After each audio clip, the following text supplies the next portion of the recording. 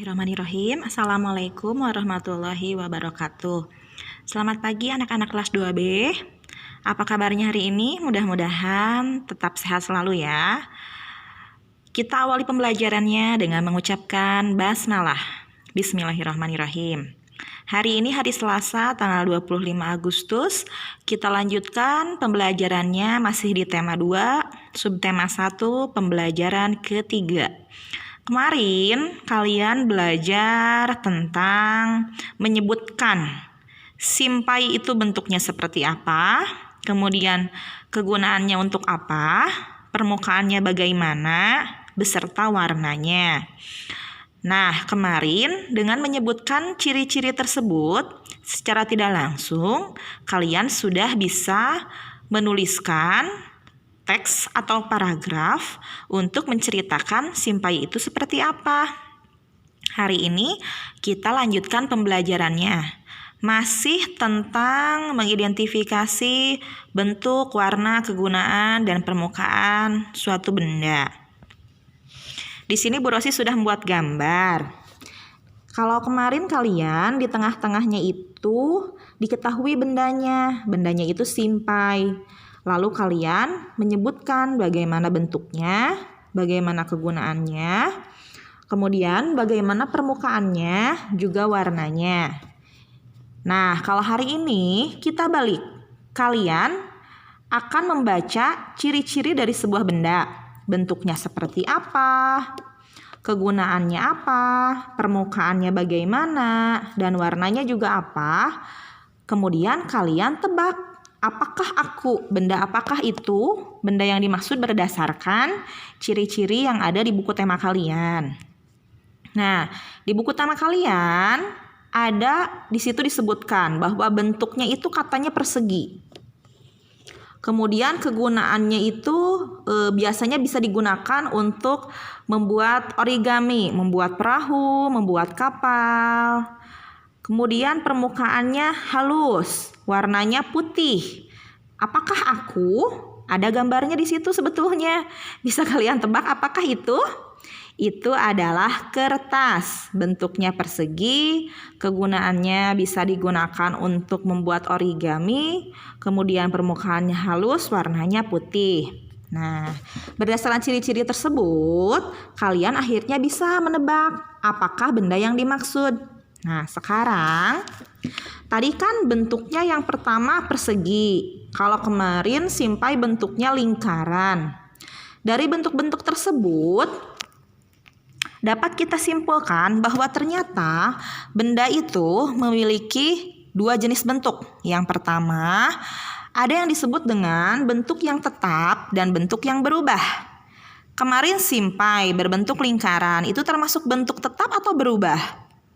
Bentuk tetap, karena simpai itu terbuat dari rotan, terbuat dari plastik. Meskipun ditekan-tekan bentuknya tidak akan menjadi menyon ya, tetap saja kuat. Itu artinya simpai tersebut termasuk ke dalam bentuk yang tetap. Nah, sekarang hari ini di buku tema kalian ada kertas.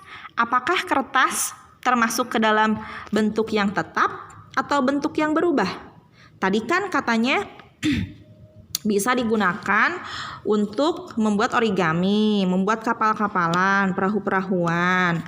Berarti kalau begitu bentuk kertas itu bisa berubah, tidak hanya berbentuk persegi, bisa berbentuk menjadi kapal, bisa berbentuk menjadi perahu, sesuai keinginan origami yang kalian buat. Kemarin simpai termasuk ke dalam bentuk tetap. Kalau kertas termasuk ke dalam bentuk yang berubah, bisa dilipat-lipat ya. Nah, terus kegunaannya. Kegunaannya itu kalian tulis berdasarkan kegunaan benda tersebut masing-masing. Seperti kemarin simpai untuk alat bermain atau juga alat olahraga. Kalau hari ini kertas bisa digunakan sebagai sarana belajar, media belajar, bisa kalian gunakan untuk membuat origami. Sebagai alat tulis juga. Nah, permukaan kemarin di contoh buku tema kalian, permukaan simpai jika dipegang dengan menggunakan indera peraba alias kulit, diketahui bahwa permukaannya itu halus, tidak bergerigi, tidak kasar, sama seperti kertas. Kertas yang putih, polos, itu permukaannya halus, tidak memiliki gerigi-gerigi, tidak ada sesuatu yang timbul, halus permukaannya.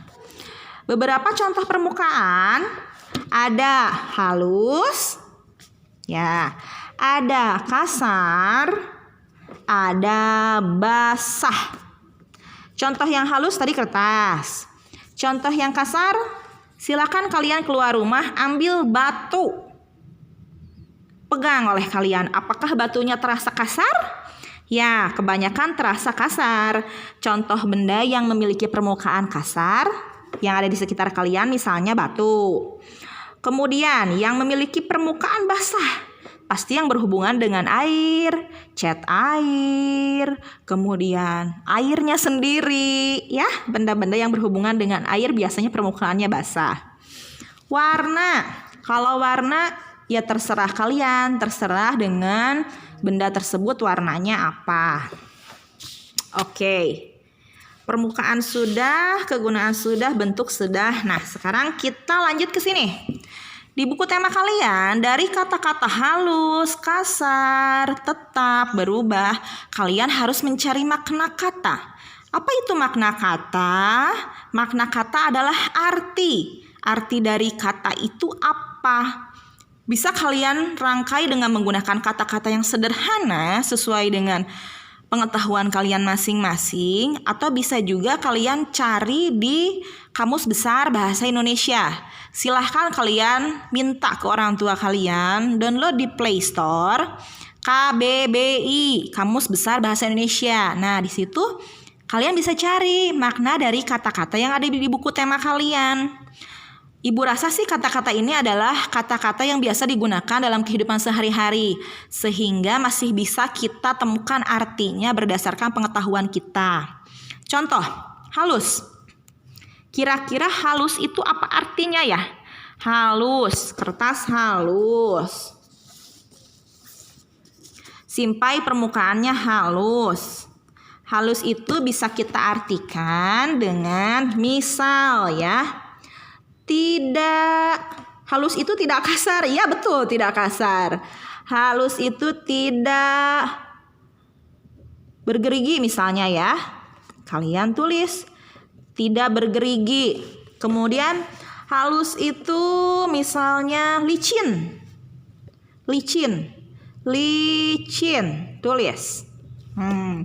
Ini adalah makna kata dari halus. Tidak bergerigi, licin. Kalau misalnya masih ada makna kata yang lain, silahkan kalian tulis sebanyak-banyaknya. Ini hanya contoh dari Bu Rosi saja. Next, kasar. Benda yang kasar tadi contohnya batu. Kasar itu apa ya? Sebaliknya saja dari tidak bergerigi. Berarti bergerigi misalnya kesrak ya kalau dalam bahasa Sunda. Terus apakah permukaan yang kasar licin? Tidak. Karena ada geriginya berarti dia tidak licin. Tulis saja yang mudah sebaliknya dari kata halus. Tidak licin. Nah, contoh kata yang lain yang harus kalian cari maknanya adalah berubah. Berubah. Berubah. Kira-kira apa ya artinya berubah itu? Plastisin atau malam yang tadinya bentuknya kubus misalnya, kemudian kalian tekan-tekan, remas-remas atau squishy, diremas, slime, dicolok-colok, diremas, bentuknya akan berubah. Apa arti dari berubah itu? Tadinya bentuknya kubus, terus setelah diremas-remas bentuknya jadi bulat seperti bola. Artinya berubah itu berbeda dengan keadaan sebelumnya. Yang tadinya berubah misalnya es batu ya. Es batu yang kita keluarkan dari dalam kulkas. Berubah artinya ketika di dalam kulkas bentuknya es batu. Ketika dikeluarkan bentuknya berubah menjadi air. Itu disebut dengan kata berubah. Berbeda dengan keadaan sebelumnya. Seperti itu. Ada 3 kata lagi yang harus kalian cari makna katanya. Silakan kalian diskusikan dengan orang tua masing-masing. Bu Rosi hanya beri contohnya saja. Next. Di buku tema kalian masih kita belajar tentang konsep perkalian. Gambarnya Bu Rosi asal saja ya. Ada contoh 3 buah kotak. 1, 2, 3. 3 buah kotak. Setiap kotak berisi kelereng pura-puranya ya. 2. 2, 2, 2. Nah, tugas kalian, karena kalian perkaliannya juga kan belum hafal, maka dari itu kita awali dari konsep penjumlahan berulang dulu. Kalian tuliskan berapa banyak kelereng yang ada di masing-masing kotak, lalu jumlahkan.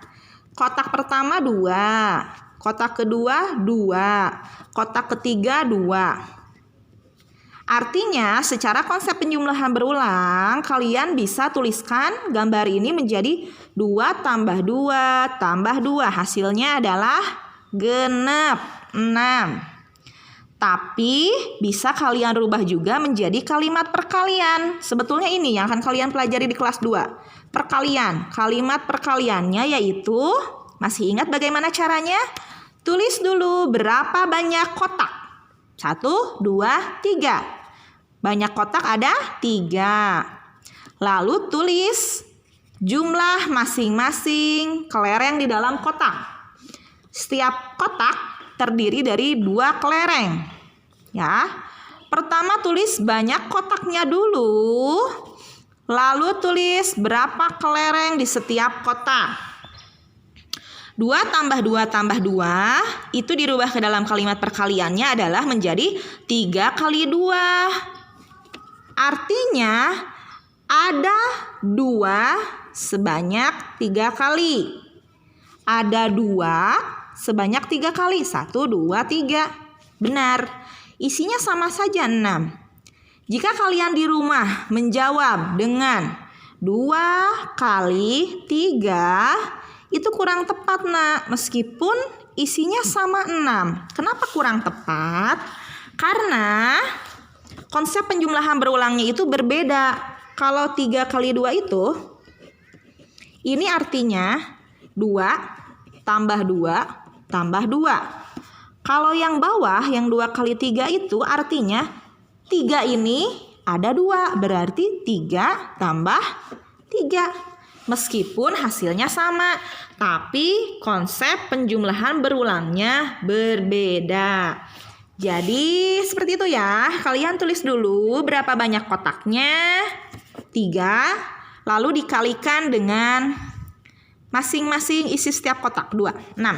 Oke. Contoh terakhir, masih kotak. Ada 3 kotak. Di dalamnya ada 4 buah bintang. 3 kotak. Di dalamnya ada 4. Kalian tulis dulu konsep penjumlahan berulangnya.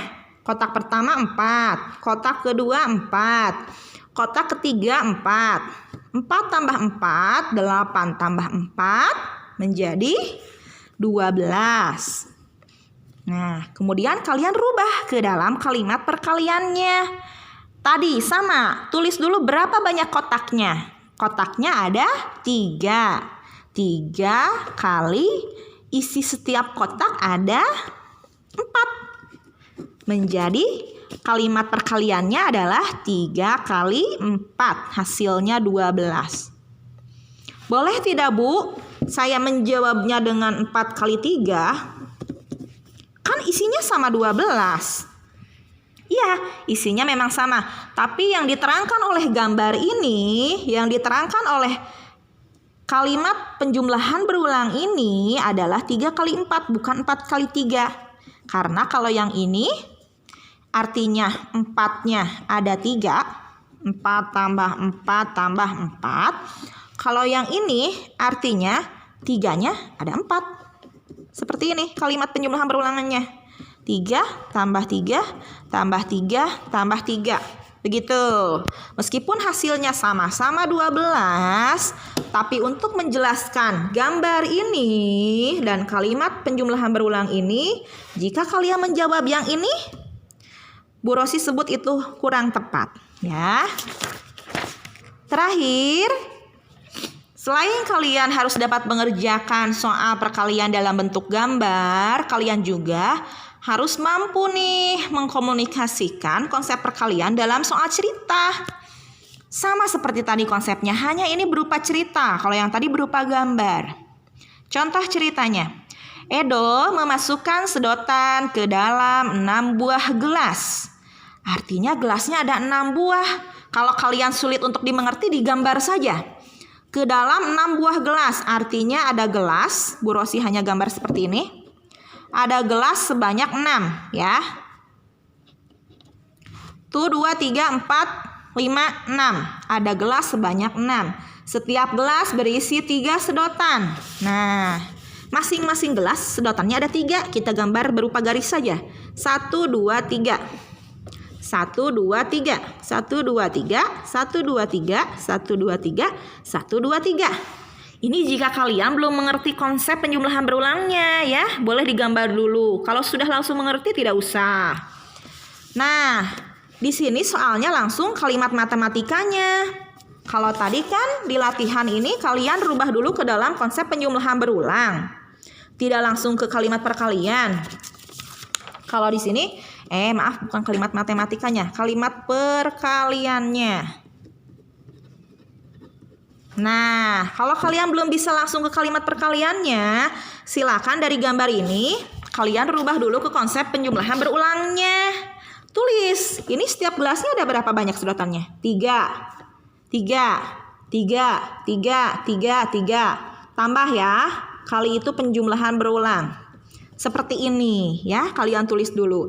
Lalu kalian rubah ke dalam kalimat matematikanya. Berapa banyak gelas? 6. Berarti tulis 6 kali setiap gelas berisi berapa sedotan? 3. Tulis 3. Hasilnya 6 kali 3 itu sama dengan 3 tambah 3 tambah 3 tambah 3 tambah 3 tambah 3 tambah 3. Setelah dijumlahkan adalah hasilnya 18. Sama di kalimat perkaliannya juga, kalian tuliskan hasilnya 18. Nah, di sini di hasilnya 18. 6 kali 3 sama dengan 18. Oke, cukup sekian pembelajaran dari Bu Rosi hari ini. Mudah-mudahan bisa kalian mengerti. Silahkan lanjutkan agar lebih paham. Bekerja dengan orang tua ya. Bekerja sama, dibimbing, bukan ditulisin, bukan dikerjain ya. Yang dituliskan, yang dikerjakan oleh orang lain, ibu tidak akan beri nilai. Karena yang ibu nilai itu siswa, bukan orang dewasa ya. Terima kasih. Kita akhiri pembelajarannya dengan Assalamualaikum warahmatullahi wabarakatuh.